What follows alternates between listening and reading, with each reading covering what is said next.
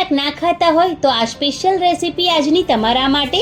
આજે બનાવીશું પાલક ડુંગળીની એકદમ ટેસ્ટી ચટણી. તો તેના માટે મિક્સર જારમાં 1 નંગ ડુંગળી એડ કરીશું, તેની સાથે 4-5 નંગ લસણ એડ કરીશું, થોડી આંબલી એડ કરીશું અને તીખું લાલ મરચું એડ કરીશું 1 ચમચી જેટલું. અને હવે એકદમ થોડું પાણી એડ કરીને ડુંગળીની પેસ્ટ બનાવીને રેડી કરી લઈશું.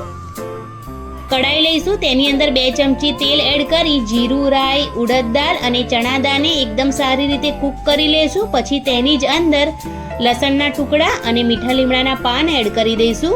પછી રેડી કરેલી એકદમ ટેસ્ટી ડુંગળીની પેસ્ટ એડ કરી 4 થી 5 મિનિટ માટે જ્યાં સુધી તેલ છૂટું ના પડે ત્યાં સુધી તેને એકદમ સારી રીતે કૂક કરી લઈશું. ડુંગળીની પેસ્ટ એકદમ સારી રીતે કૂક થઈ ગયા પછી એકદમ ઝીણી સમારેલી પાલક એડ કરી દઈશું અને તેને પણ મિક્સ કરી લઈશું.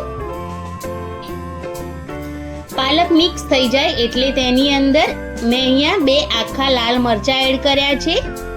તેની જ સાથે 1 ચમચી જેટલો ધાણા જીરું પાવડર એડ કર્યો છે. મીઠું સ્વાદ પ્રમાણે એડ કરીશું.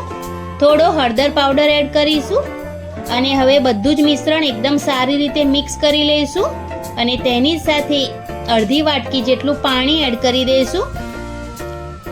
પાણી એડ કર્યા પછી ઢાંકણ ઢાંકી 4 થી 5 મિનિટ જેવું તેને કૂક કરી લઈશું.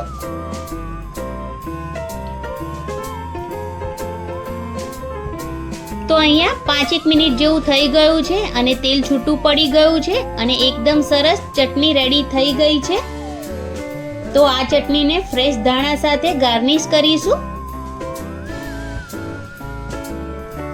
અને એકદમ ટેસ્ટી એવી ચટણી રેડી થઈ ગઈ છે. આ ચટણીને તમે ગરમા ગરમ રાઈસ સાથે સર્વ કરો અને એન્જોય કરો. એકદમ ટેસ્ટી ચટણી. અને મારી ચેનલને સબસ્ક્રાઇબ કરવાનું બિલકુલ ના ભૂલતા. લાઈક, કોમેન્ટ અને શેર જરૂરથી કરજો. Thanks for watching. Bye bye. Take care.